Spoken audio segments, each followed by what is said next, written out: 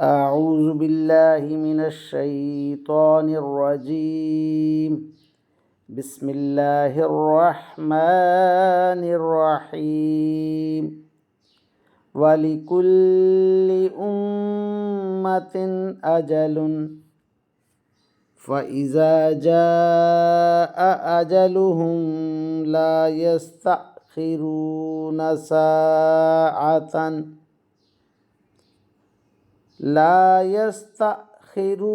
ساعة ولا يستقدمون يا بني آدم إما يأتينكم رسل منكم يقصون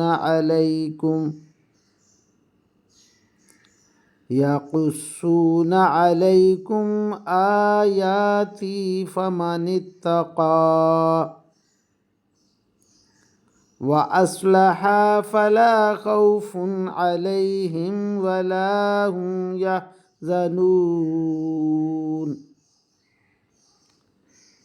والذين كذبوا بآياتنا واستكبروا عنها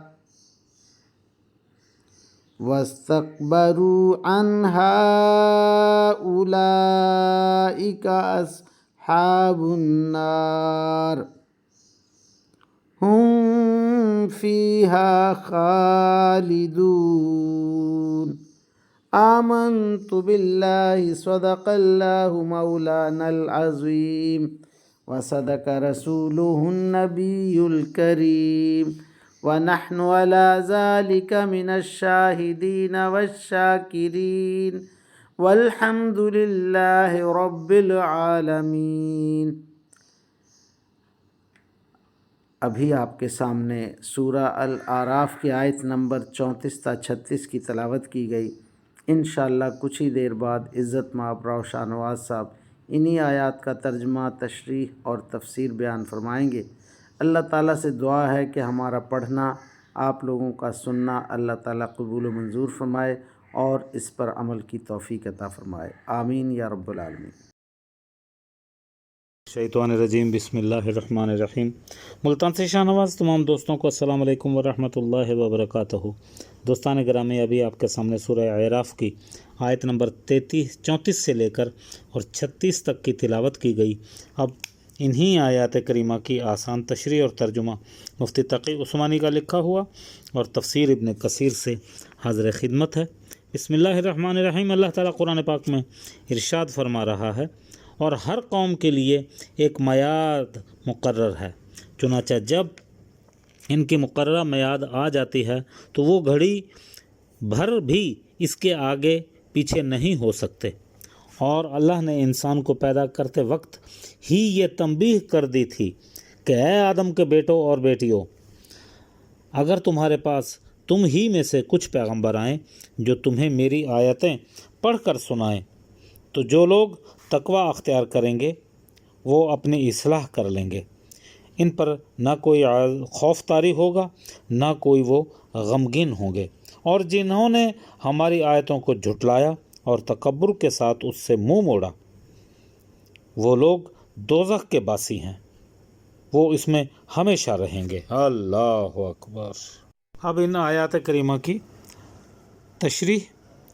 یوں تو کسی بھی شخص کی طرف کوئی بات غلط منسوب کرنا ہر اعتبار سے ناجائز ہے اور غیر اخلاقی فعل ہے۔ اگر یہ جرم اللہ تعالیٰ کے ساتھ کیا جائے تو اس کی سنگینی انسان کو کفر تک لے جاتی ہے، اس لیے اللہ تعالیٰ کی طرف بات منسوب کرتے وقت انتہائی احتیاط کی ضرورت ہے، اور جب تک انسان کو یقینی علم نہ ہو ایسے نسبت کا اقدام ہرگز نہیں کرنا چاہیے۔ عرب کے بت پرستوں نے اپنی طرف سے باتیں گھڑ گھڑا کر اللہ تعالیٰ کے ساتھ منسوب کر رکھی تھی، جن کی بنیاد کسی علم پر نہیں تھی بلکہ اپنے بے بنیاد اندازوں پر تھی، جس کی حقیقت کا خود انہیں بھی علم نہیں تھا۔ اور واضح کر دیا گیا کہ دنیا میں رزق دینے کے لیے اللہ تعالیٰ نے مومن اور کافر میں تفریق نہیں کی، بلکہ ہر ایک کے لیے رزق کا ایک حصہ مقرر فرما دیا ہے جو اسے ہر حال میں پہنچتا رہے گا، چاہے وہ کتنا ہی بڑا کافر کیوں نہ ہو۔ اللہ اکبر۔ لہٰذا اگر کسی کو دنیا میں رزق کی فراوانی حاصل ہے تو وہ اسے یہ نہ سمجھ بیٹھے کہ اس کا طریقہ اللہ تعالیٰ کو پسند ہے۔ اللہ اکبر۔ اب ان آیات کریمہ کی تفسیر ابن کثیر سے عنوان ہوتا ہے نیکوں کو بشارت اور بدوں کو عذاب کی وعید۔ ارشاد ہوتا ہے کہ ہر امت کے لیے ایک میقات معلوم اور وقت مقرر ہے، اور جب وہ وقت آ جائے تو پھر گھنٹے بھر کی بھی تو قدیم اور تاخیر نہیں ہو سکتی۔ پھر بنی آدم کو اللہ پاک ڈراتا ہے کہ دیکھو تمہارے پاس ہمارے رسول آئیں گے، تم کو ہماری آیات سنائیں گے، بشارت بھی دیں گے، خوف بھی دلائیں گے۔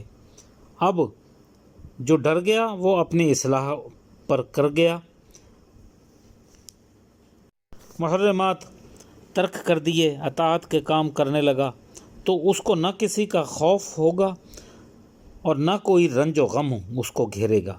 لیکن جو ہماری آیتوں کو جھٹلائیں گے اور غرور سے کام لیں گے، یہی لوگ اہل نار ہیں جس میں یہ ہمیشہ کے لیے رہیں گے۔ اللہ اکبر، اللہ اکبر۔